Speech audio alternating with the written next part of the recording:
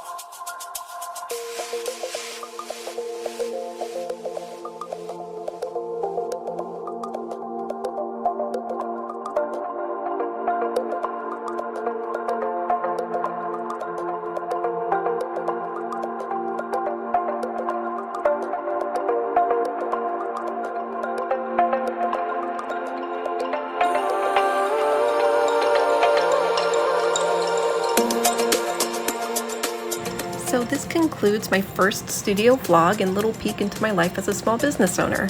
I hope you liked it, and if you'd like to see more videos like this or anything else kitty related, let me know. Also, if you know any fun cozy games to try out for the Switch, I would love to hear your suggestions in the comments. Alrighty, until next time, meows and kisses, bye!